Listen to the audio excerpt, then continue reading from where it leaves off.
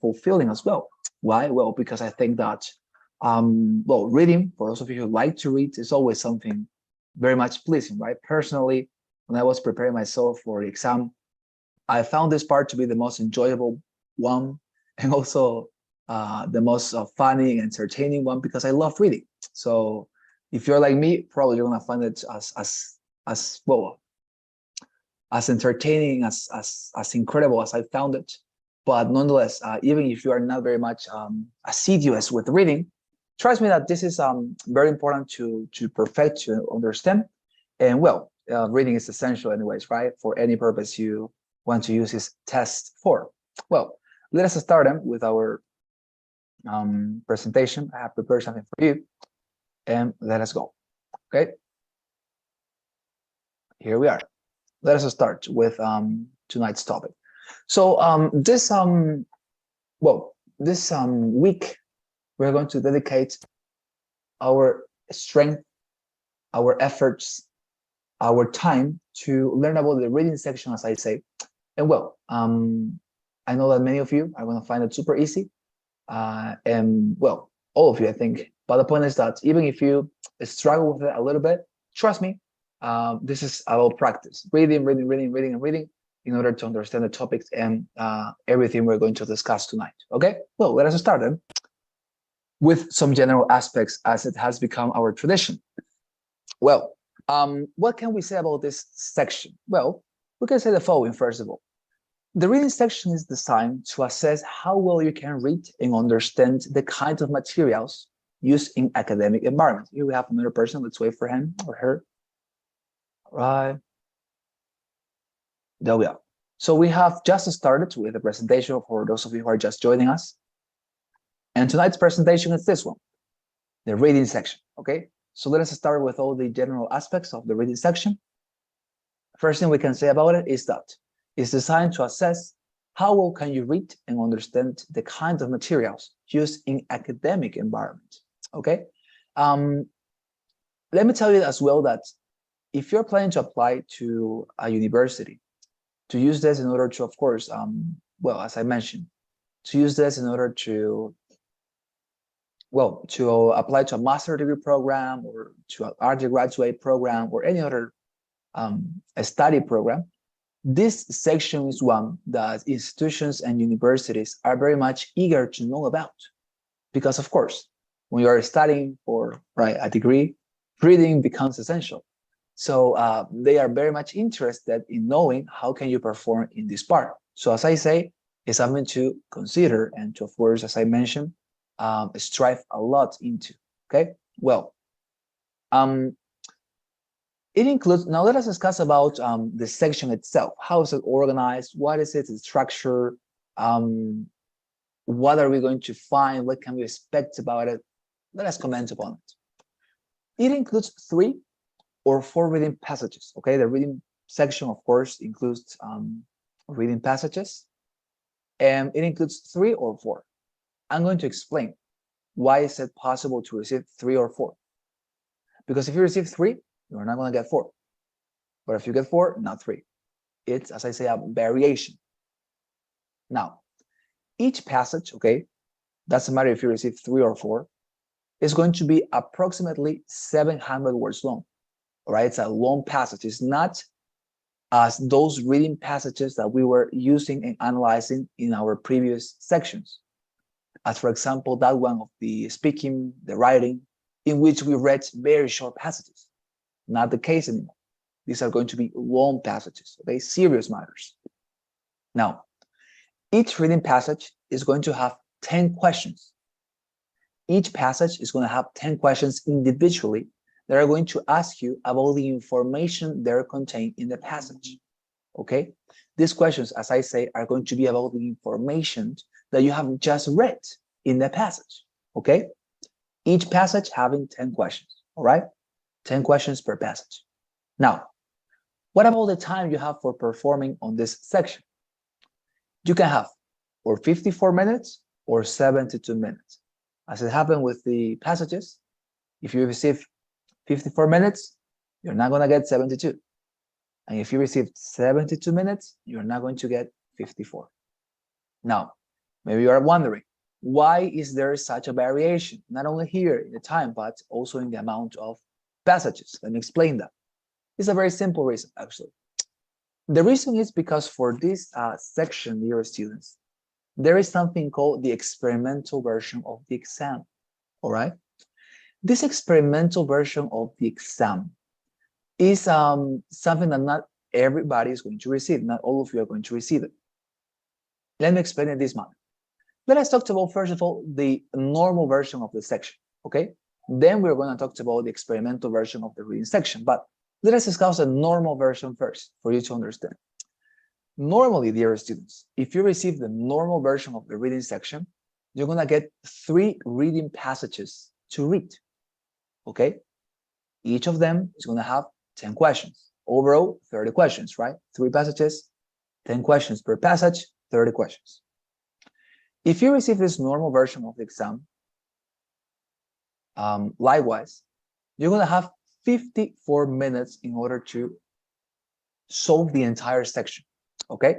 I repeat, if you receive the normal version of the reading section, then you're going to receive 54 minutes in order to solve it all, okay? 3 passages, 30 questions, and 54 minutes in the normal version of the reading section. That is the normal version, what you normally receive, okay?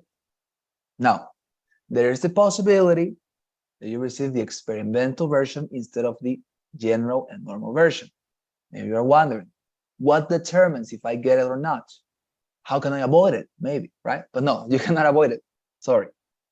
It is a completely random process. What group of test takers receive the experimental version is absolutely random.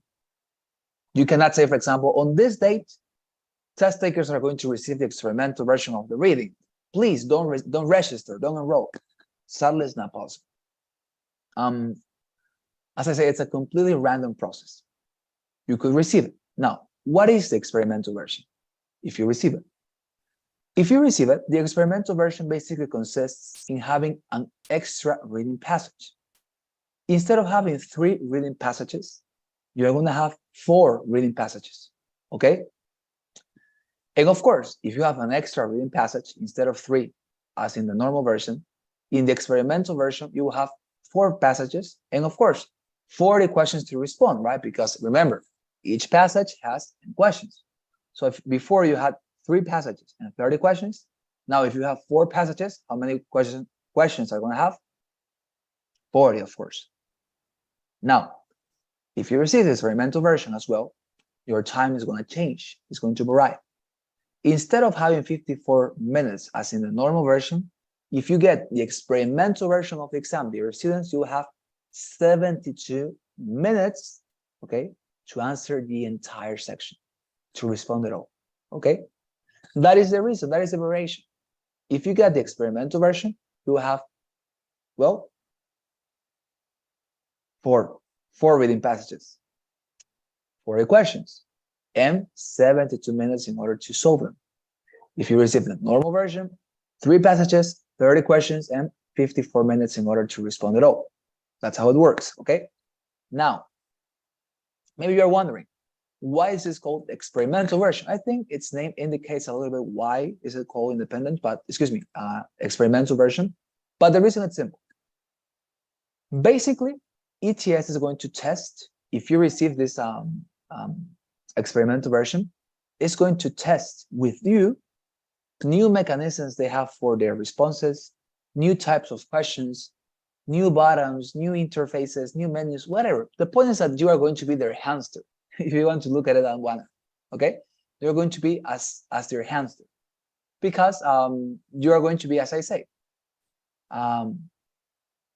testing, I think it's more accurate, testing the new mechanisms, questions, responses they want to incorporate to their exam. They are a company, they want to improve, they are always looking for improving, right? So given that is the case, you are going to be, as I say, their hamster in order to experiment their new additions that they want to make in their exam, okay? You can receive, as I say, new type of questions, new type of responses, new type of mechanisms, menus, buttons. Who knows? I never receive it. Or I think, no, I never receive it. So now that is the difference, let's say, between the experimental version and the normal version, apart from the obvious passages and extra time, etc. Now, maybe you're wondering, but if I get this experimental version, could I get affected in a negative or positive basis? Let me respond to that question with a very emphatic no. You cannot be affected in any way, nor positive nor negative. Why? For this very simple reason. Because if you receive, dear students, the experimental version of the reading section, then this extra reading passage, that will be the fourth one, right? With its 10 questions, is not going to be considered when the computer gives you your score. Those 10 questions of the fourth passage, are not considered nor counted towards your score in the section. The only material that ETS always evaluates are the 3 reading passages you normally receive with its 30 corresponding questions. If you receive the normal version, you're going to be evaluated in that basis. And if you receive the experimental version, you're also going to be evaluated on that basis. The 3 first reading passages and its 30 questions. The fourth passage, with its 10 additional questions and the extra minutes, as I say, it's just an experimental version. It's an experiment. They are not going to punish you for it, nor they are going to give you any benefit. Okay? So as I say, never worry about this, because if you get the experimental version, what you have to do is to help ETS. But they are not going to harm you nor benefit you in any manner, trust me, because those questions are not considered towards your final score. Okay? It's just, as I say, an experiment, no more than that. All right? That's the reason. You're going to have time to make questions, so please don't worry. I want to comment on this first. Third, general aspects. Don't worry if you are not familiar with the topic of a passage, dear students. Why do I say this? For a very simple reason. Because these reading passages, if you were wondering, are not about, for example, conversations or events going on a campus or activities planned on campus, or no, are not about trivial things. These reading passages you're going to receive are all of them related to academic subjects, all right? Academic subjects. You could receive, as we have said, biology, medicine, chemistry, physics, I don't know, architecture, idioms, social sciences, political science, geography, everything, okay? Whatever could be taught in a university is a plausible topic here, okay? So, if you're not familiar with the topic of your passage, for example, let's say you receive a topic about philosophy, and your reading passage is about Immanuel Kant's book, Critique of Pure Reason, right? Or Immanuel Kant's philosophy, let's say, to simplify. If you have never heard about Immanuel Kant's philosophy, don't panic, okay? Because they are not going to evaluate your external knowledge about Immanuel Kant. No, they are not going to ask you, when was Immanuel Kant born? Or where did Immanuel Kant grow up? No, I mean, they are not going to ask questions about that, or what are the most important postulations or works of Immanuel Kant. No. Everything they are going to ask you is what you received in your reading passage. For example, if your reading passage was about the most important book of Immanuel Kant, Critique of Pure Reason, right? If you like philosophy as me, you know about what I'm talking about. If your reading passage is about the most important and influential work of Immanuel Kant, that is Critique of Pure Reason, then the 10 questions you receive about that reading passage are going to be about that, what you have read, Critique of Pure Reason, okay? But are not going to be about, as I say, external things about Immanuel Kant. When was he born? When did he, I don't know, come to fame? Nothing at all. As I say, everything is going to be on the material you have read, okay? So you don't have to be an expert, and you don't have to learn about any particular topic for responding these questions, okay? It's not necessary, because all the questions and all the responses are included in the reading passage you have received, okay? Very good. Now, last thing, there's going to be a glossary feature available to define words not commonly used. And by no commonly used, I mean endemic words. For example, imagine that in your passage, you receive the word chaman. You know what a chaman is, right? A chaman is basically a magician, right? That is very common in South America and Central America.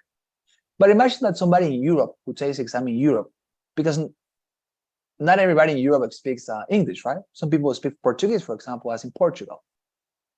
Imagine that some of them take the exam. They don't have any idea of what a chaman is, right? Because that is endemic from our region, from South America and Central America. So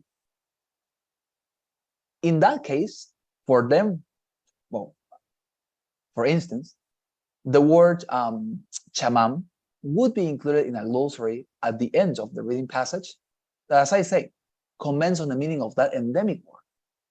But it is not, for example, the case that whenever you don't understand a word, like, for example, you don't understand what the word illustrious means, but it's in your reading passage. Illustrious is not a endemic word. It's a word that represents notable, noticeable, remarkable, right? But if you don't know what it means and it's in your passage, you cannot go to the glossary in hoping, oh, the word is going to be here. No, sadly, it's not going to be there. As I mentioned, the glossary is merely available for endemic words, things that nobody could understand because it's not from their region. But words that are merely academic and linguistic are never included in that glossary. They are expected, ETS expects you to know that, okay? ETS expects you to know that, okay? So it's not something that it's going to be included in that glossary, all right? Very good. Before you make some questions, let me show you how this looks like on the simulator, okay? Well, let me go back a little bit. Here we are. Well, so this is it, dear students. This is the simulator, and this is exactly how your exam will look like on the actual day, okay? On one side of your screen, as you can see, dear students, you will have the reading passage. In this case, it's titled Navajo Code Talkers.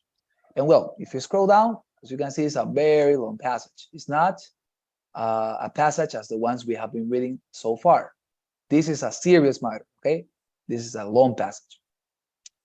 That is on one side, okay? On the other side, you have the question. This is the question. For example, the first question, as you can see, question number 1 for this passage, Navajo Code Talkers. What was important, blah, blah, blah, blah. We're not going to read it. But the point is, you have the question, okay? And below the question, you will always have the possible answers. And as you can see here, students, we have here multiple choice responses. This is always going to be the case, dear students, and I want to remark that, okay? Multiple choice. All your responses are going to be multiple choice. You merely have to click on the response among the group of possible responses that you consider to be the correct one. The exam is never going to ask you to write down your response, for example, not at all, okay? The mere thing you have to do is to choose a correct response, the one you consider to be the correct one. Sometimes the mechanism varies. Yes, you have to choose 1, 2, or 3 correct responses, but it never asks you to write down or something. No, it's always choosing, okay? Choosing responses, okay? Very good. Below that, as you can see, you have 2 buttons. One says next and the other says previous. When you respond a question, dear students, listen to what I say. It's very important for you to understand the following. When you respond, you are going to be the one who presses next in order to see the second question, because as you can see, the only thing that is visible to you right now is the first question, right? First question for the first passage. Nonetheless, if you want to see the second question, once you have responded, you need to press next. The computer is not going to make it automatic, by the way. Please don't stay there waiting for the computer to move on. No. You choose your response, and if you want to see the next question, you press next, okay? Then the second response is going to be, or the second question, excuse me, is going to be displayed. As you can see, question number 2. Santiago, yeah, a question, please tell me. Yes, please. When we are answering these questions, we will have the lecture in the right side to read what we're answering? Yes, very good question. Thank you very much, Santiago.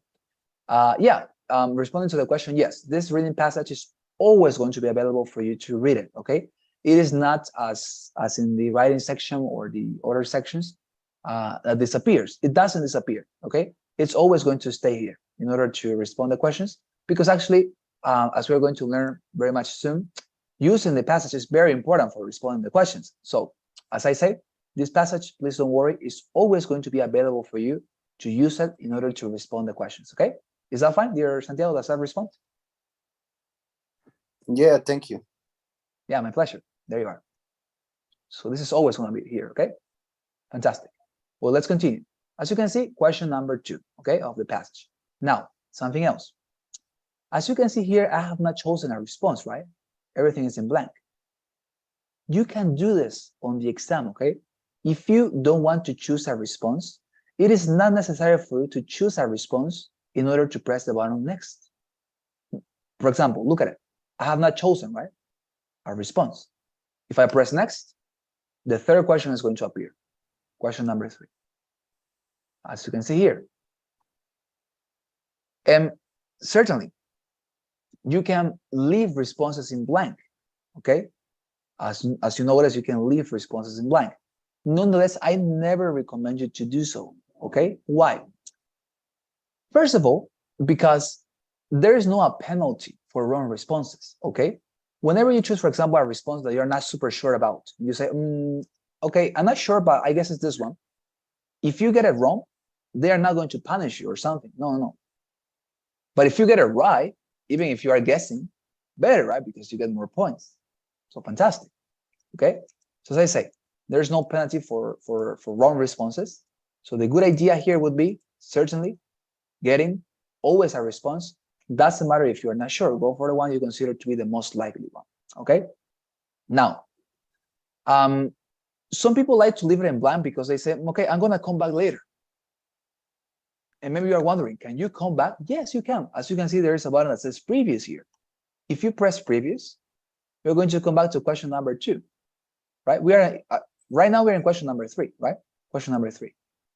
If you press previous, you're going to be taken to question number 2. So you can come back. Some people say, I'm going to leave it in blank and I'm going to return later on. Let me tell you, that is not very likely. You're not going to come back, okay? Why? First of all, because you're probably going to forget it, okay? Because there's going to be a lot of stress and anxiety in your mind. And even if you don't forget it, there's not going to be time, trust me, because when you continue and continue and continue, let's say you're in the last question of the last passage and you want to return to the second question of the first passage. Imagine how many times you have to press previous, right? I mean, it's a craziness. So better always to choose one, okay? Of course, if you have time later on, you remember, oh, I want to come back to this question because I'm not that sure. I would like to check it out again. Well, if you have time, why not, right? You press previous and you come back. As you can see, what you can do with these buttons, previous and next, is skip any question you want. You can actually, when you receive your first passage, right? You can skip until you come to the last question of the last passage. Why? Because it happens here, students, look at this. Now, for example, this is a passage about Navajo code talkers, right? Now, if I press previous, okay, here you're going to be able to see the first passage, okay? This is the first passage, and the one that we were using as an example was the second passage, okay? Just in order for you to understand it. This would be the second passage, let's say in your exam, Navajo code talkers, and this would be the first passage, would be Cindy Sherman, okay? It's a different passage, as you can see. Now, as you can see right now, I am in the question number 10 for this passage, that is Cindy Sherman's passage. As I tell you, this is the first passage in this simulation. So, as we are in the question number 10, and remember, you just have 10 questions per passage. When you respond, imagine that you have responded this already.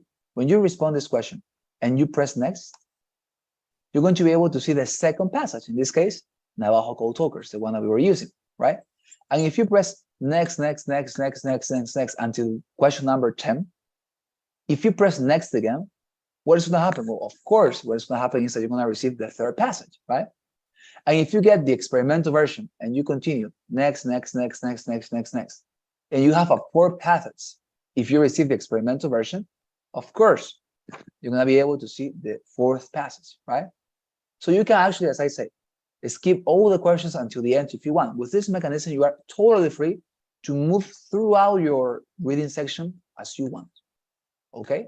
So that just in case you wanted to know that, you are totally free to move throughout your reading section as you prefer. Previous, next, previous, next, previous, next. You can move on as much as you want. All right? Fantastic. So now, please, is there any question, dear students, about the reading section until this point? Anything we have discussed about the mechanism? Tell me. Yes, I have one. It was for the general points that Here. you shared at the beginning, general Yes. aspects.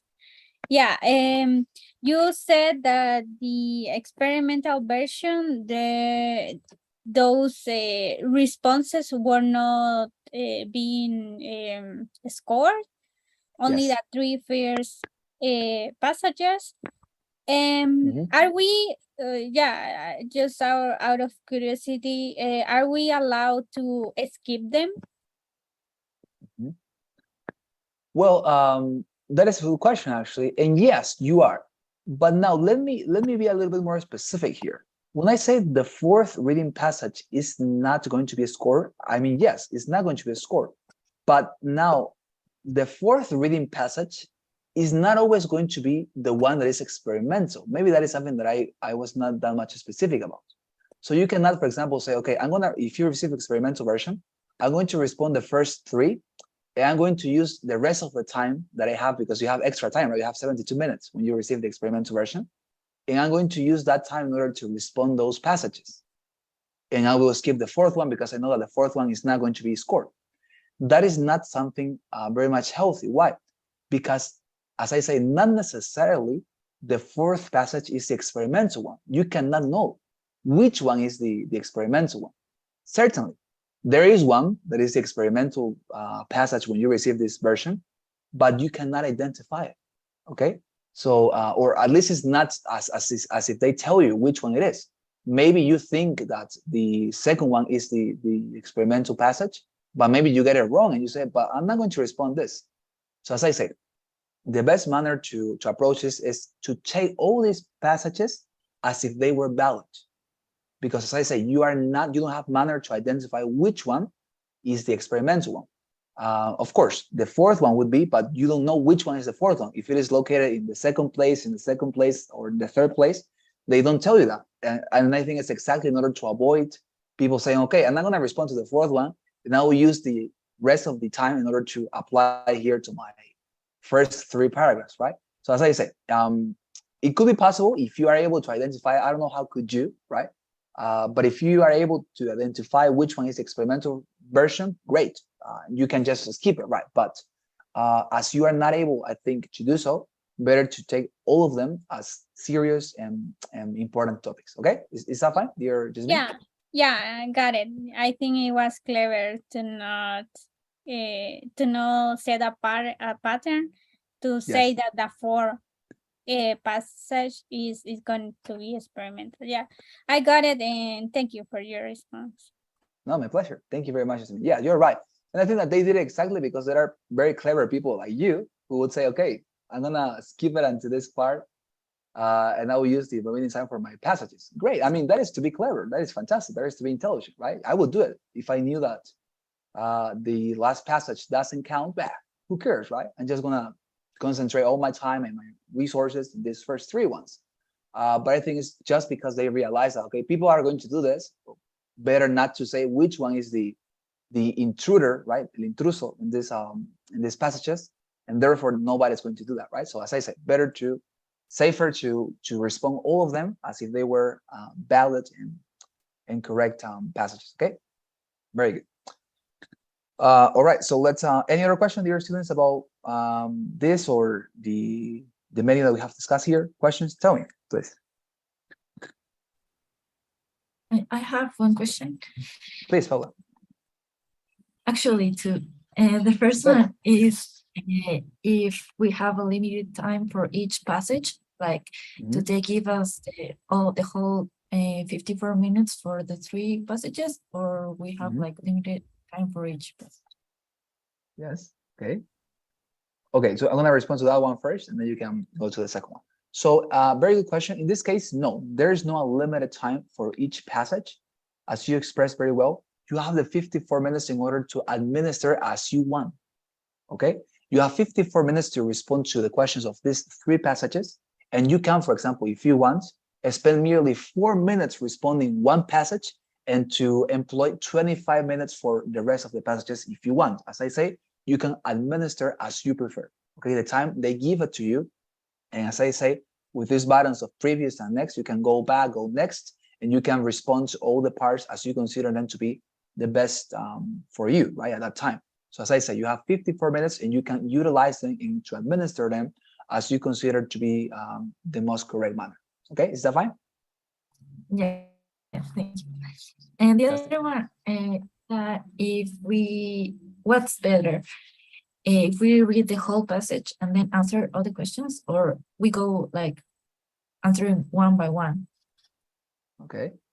I'm actually very glad that you asked that because that is exactly the next thing I wanted to discuss. So very good. Thank you very much, Paula. And you actually got it pretty well. So here we have what Paula was asking for.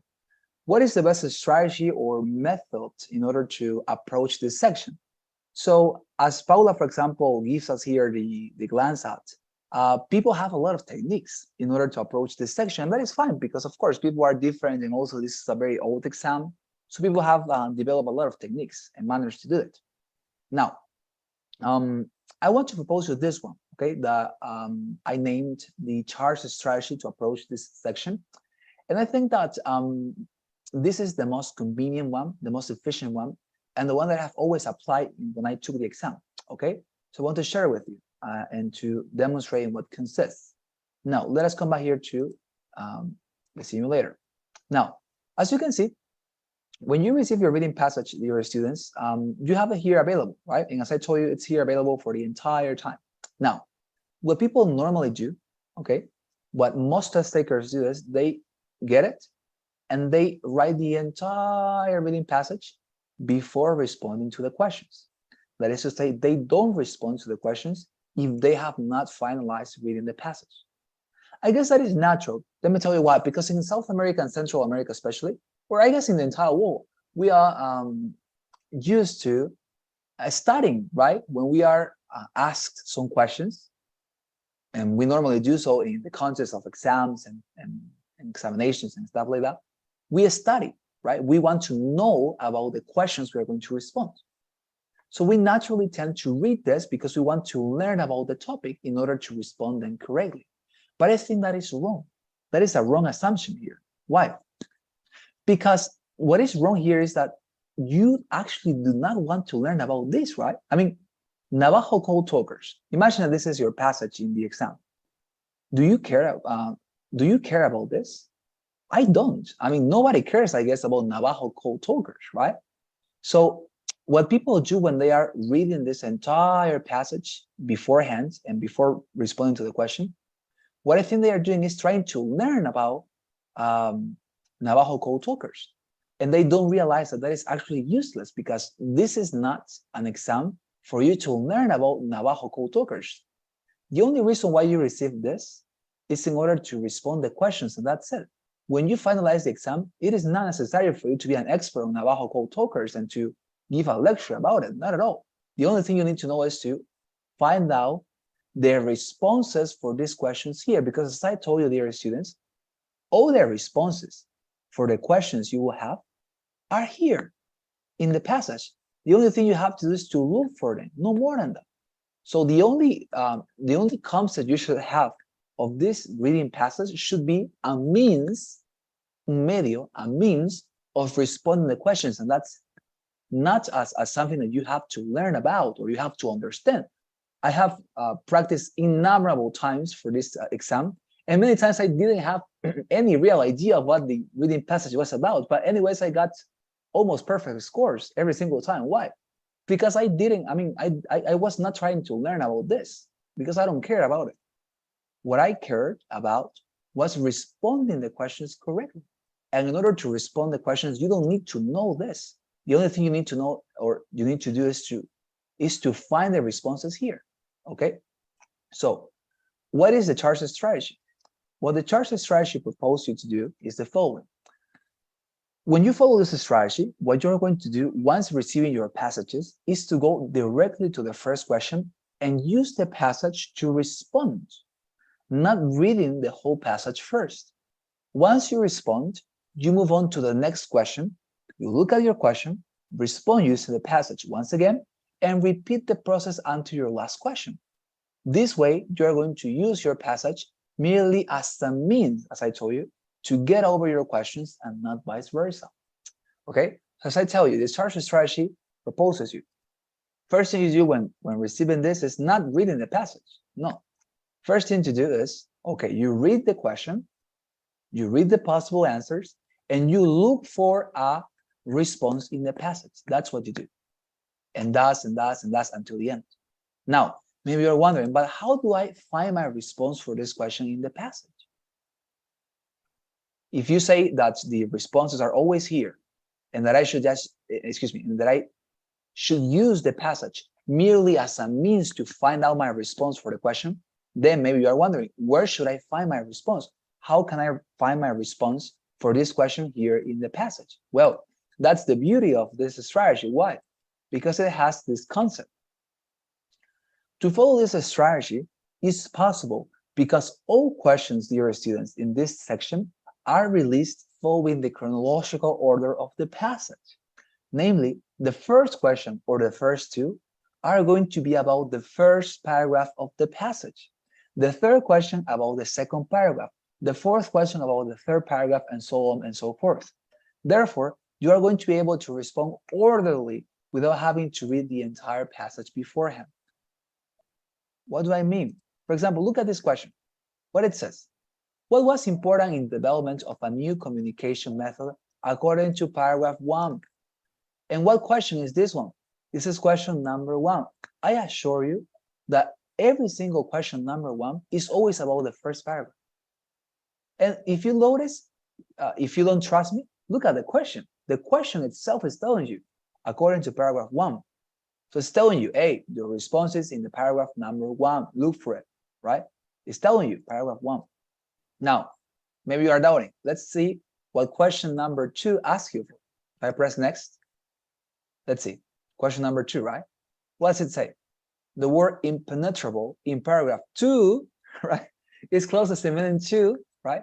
So in order to look for your response, where should you look for it? Well, you shouldn't look for it in the paragraph number 1, of course, or in paragraph 3. You should look for it, you should look for it in paragraph number 2. All right? That is where you have to look for. There is where you're going to find your response. Now, sometimes this happens. Let me show you. For example, question number 3. Is this about paragraph number 3? No, it's not. But where is the response? It says it can be inferred from paragraph 2. It still remains in paragraph 2, as you can see, that Philip Johnston, right? So where are you going to look for your response? In paragraph number 2. Okay. But now, let us see what happens with question number 4. This is question number 3, right? What about question number 4? Question number 4, and as you can see, that it says the phrase wary of in paragraph what? Paragraph 3. As I say, it continues following the chronological order of the passage. You can find this. Maybe, for example, question 1, question 2 are about the first paragraph, and question 2 is about the third paragraph, or something like that. But what you will never find, for example, is that question number 1 is about paragraph 8, for example, or that question number 8 is about paragraph 1. They don't skip the order of the paragraphs. And what do I mean by paragraph? Look at it, for example, the reading passages are always organized in paragraphs. For example, from here until here is one paragraph. And then there's going to be some sort of a space of separation, right? As you can see, there's some space here, right? And from here until here, sorry, to wrap. From here until here is the second paragraph. And as you can see, when the section disposes you to see another paragraph, it gives you space for you to identify, oh, okay, this is the third paragraph. right? It's not the second paragraph anymore. This is the third paragraph because we have this space in order to identify. And this will be the third paragraph from here until, I do it too fast. The third paragraph would be from here to here, for example. Yeah, as you can see, there's a space, right? So as I said, the questions always respect this order of the passage. This chronological order of the paragraphs is followed and respected. It is not skipping, okay? So you can respond each question following that chronological order, even if the question, dear students, doesn't tell you in what paragraph you're going to follow or find the response. Because, for example, if you know, okay, imagine that in this question, it doesn't say that paragraph 3 is the place where you're going to find your response. But you know that the previous question told you, okay, your response is in paragraph 2, the last question, right? So if you know, okay, my response is in paragraph, my previous response was in paragraph 2, where could my next response be? It could be in the same paragraph or in the next one. Why? Because as I say, it follows the chronological order of the passage. It doesn't skip. So you're not going to say, oh, but it could be in the sixth one. No, because as I say, you have to follow the chronological order of the passage. So as I mentioned, always look for the previous question and you will know where your response is, even if the question doesn't specifically tell you, because in most of the cases, trust me, it does tell you, hey, it's in paragraph 3, it's in paragraph 4. So whenever that happens, you just have to read the paragraph they indicate you in order to find out the response, and that's it. You don't have to read the entire passage. And that is important because sometimes there are some paragraphs, dear students, that are not even used. For example, in your passage, you have the 7 paragraphs. Sometimes they are not going to use the 6th paragraph. They are not going to ask you any question about the 6th paragraph. And that's it. So if you read it entirely, you're going to be wasting your time trying to learn something that honestly nobody cares about. And that secondly, is useless because you're using your time there when nobody's going to ask you any question about it. So as I say, this strategy for me is wonderful. It's magnificent because it allows you to trick the exam, to hack the exam using its own rules, right? So as I say, charge method, I have always used it. Of course, if you find to be more natural, reading the entire passage first, oh, why not? As I say, up to you, you're totally free, okay? Any question, dear students, about how to use this strategy, or we are fine? Questions, hesitations, tell me.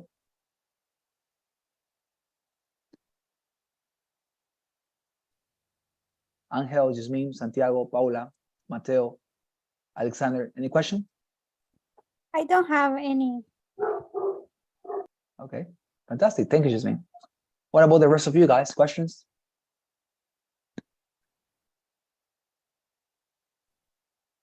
No questions. Okay, thank you very much, Mateo. Great, no questions then, I think. Well, fantastic. So if there are no questions, let us go to the last topic of tonight's class, okay? That is the types of questions in the exam. Now, we're just gonna see one, okay, in tonight's class, and the next classes we're going to dedicate them to learn the rest. What do I mean by types? Well, excuse me. What do I mean by types of questions? I mean the following. What you are going to be asked in the questions is always different. Or let me rephrase that. What they ask you about in their questions is always different. Why? Because, for example, when I took the exam last time, I have very clear on my mind that there was a passage that was about whales. It was very difficult. That's the reason why I remember, I think. The point is that you are never going to receive the same passage than me, okay, in your exam. Maybe you're going to receive a passage about whales, but it's going to be a passage about different whales or in a different context. ETS constantly prepares and designs more material, okay, more and more and more and more. Everything is new. Of course, in order to avoid people cheating on the exam, right? Now, that's the reason why what they ask you in their questions is always different, because the content is different. What they ask you in their exam is always different, of course. Now, how they ask you their questions is always the same. Let me repeat. What they ask you in their questions, what they ask you in their questions is always different. But how they ask you their questions is always similar. And given that that is the case, we can identify some types of questions because how they ask the questions is always similar. And if we are able to understand that they ask the questions in a very similar manner, then by definition, by logical necessity, how you respond those questions is always similar. And that's the beauty of this exam. As I told you, it's predictable. It has a lot of patterns, right? So because we have identified them, we can talk about this. The first type of question. Okay, we're going to discuss many of them. Let us start with the first one. Vocabulary question. This is the first type of question. It's the most simple one. Okay, it consists basically to test your knowledge of words or phrases that are commonly used in academic or non-academic contexts. Each vocabulary item consists of a sentence with one word or phrase highlighted. It basically asks you, what does a word mean in a particular context? That is the question. What does this word mean in this context? Okay, that is the question. That is the type of question. Let me show you an example for you to know how to identify it. This is the wording, okay? These questions always have a very similar wording to this one. What does the word distant mean in this context? I repeat, you're going to be able to identify this type of questions by looking at this wording. What does the word distant mean in this context? And here we have the context with a word, right? Right below, it says, it's difficult to get young people to plan for their old age, which seems very distant to them. As you can see, dear students, this is the context or the sentence they are talking about. When they say, what does the word distant mean in this context? The only thing they mean is, what does the word distant mean in this sentence, right? So this type of questions always offer you a phrase or a sentence, a phrase or a word that is located in a particular context. That is a sentence or maybe two sentences. So as I say, it's very important for you to understand that it is in a context, okay? It's not isolated, it's a context word, okay? And you have some, as I told you, multiple choices. Possible, for way, observable, and fearful. You have to choose just one, but it is multiple choice anyways. Impossible, for way, observable, and fearful. What does the word distant mean in this context? Now, recommendations before we respond to this question. Even if you think you know what the word could mean, dear students, remember that the context is the transcendental source that gives each word its meaning. Something that I did wrong when I took this exam first was that when I saw this type of questions, dear students, what I did was, oh, it's a vocabulary question. Okay, I read the word, for example, what does the word great mean in this context? And I thought, oh, but the word great, I know what that means. So I didn't read the context. I didn't read the sentence in which that word was placed. And I said, okay, great means amazing. So I found an option that said amazing. I pressed it and I move on. I never read the context. Was that something healthy? Was that something beneficial? Not at all. Don't do it. As I say, this is not testing your knowledge of isolated words, that is to say, dictionary words. I think that we have erroneously learned that dictionaries determine the meaning of words, but that is wrong in any sense. Dictionaries don't determine the meaning of words. They are suggestions. What determines and what gives each word its meaning is the context in which it's placed. So even if you think you know what the word could mean, remember that context, the context in which that word is placed, is the transcendental source that gives each word its meaning. Therefore, in order to understand what this word that is highlighted, it's always highlighted, by the way. In this case, I highlighted it with red, but in the exam it's highlighted with brown and sometimes with black. But the point is that the word they are asking you for is always highlighted, okay? That is always the case in the exam. This word is always located in a context. It's never isolated. So in order to understand what that word means, you need to understand it in its context, because the context gives it meaning. I repeat, the context gives the word its meaning. The context gives it its meaning. So you need to understand that in order to respond the question correctly, all right? Read the word in its context to know its true meaning. Let us read it in its context. It's difficult to get young people to plan for their old age, which seems very distant to them. If you think about it, the context is basically this. Did it ever happen to you that your uncle come, for example, to you when you were a young person and told you, have you ever thought about getting married? What did you respond to your uncle? Ah, come on, uncle. I mean, I'm young, right? Imagine that he told you this when you were, I don't know, 19 years old. Ah, come on, uncle. I'm young. I'm not thinking about getting married. I want to think about parties and getting a girlfriend or boyfriend.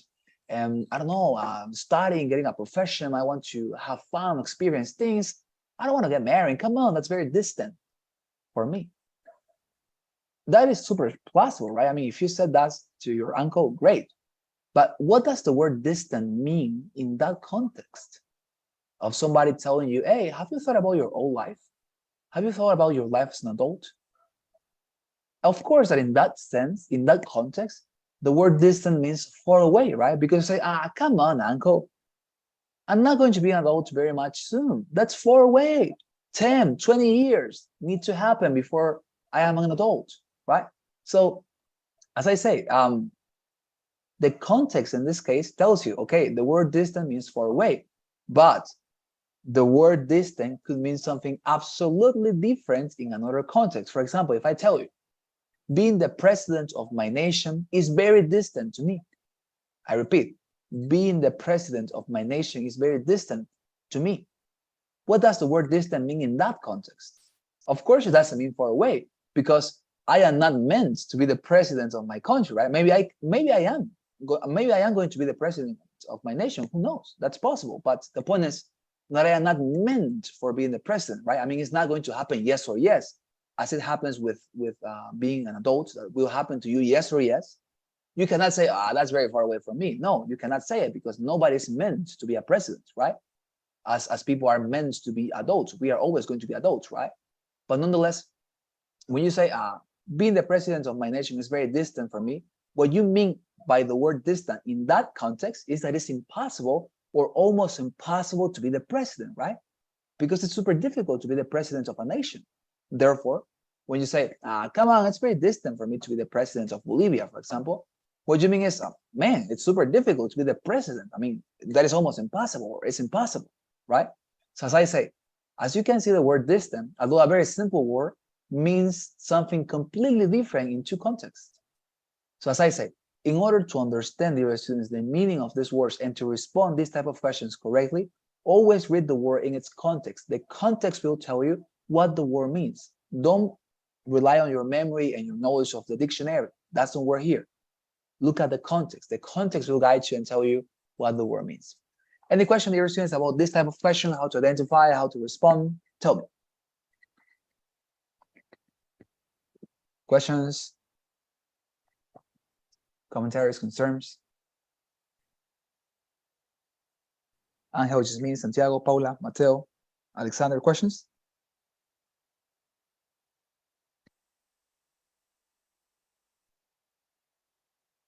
No? No questions? Okay, thank you very much. Well, very easy, right? Very easy type of question. Well, we're going to stop here, dear students, all right? I'm going to take your assistance, so please don't go.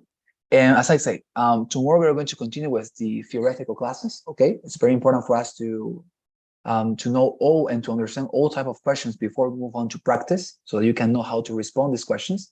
And as I said, please don't miss tomorrow's class. It's going to be super important, okay? And please help me, dear students, with the with your kind responses for the traditional poll that we always feel. You know that you help me a lot, okay? So please help me with that as I take your assistance. And if you have any commentary, any question, please feel free to express it. Okay. Here we are. So it's here present, our dear Jasmine, Susana. Yeah, present. Thank you very much, Jasmine. What about Reyes Andrea? Okay, he told me that will be absent. Paula Andrea, Coronel. Present. Thank you very much, dear Paula. What about Andrea Mercedes? Okay. Alexander David. Present. Thank you very much, dear Alexander. What about Intriago Angel? Present. Thank you very much, Angel. What about Antesana Mateo? Present. Thank you very much, dear Mateo. What about Sergio Santiago? Present. Thank you very much. There you are. Sara Neda. And finally, we have Kevin Alcides. There we go. Awesome. Thank you very much, dear students, for your kind responses. As I told you, a pleasure to be with you tonight. Tomorrow, very important class. Don't miss it. Have a wonderful night. See you tomorrow. See you tomorrow.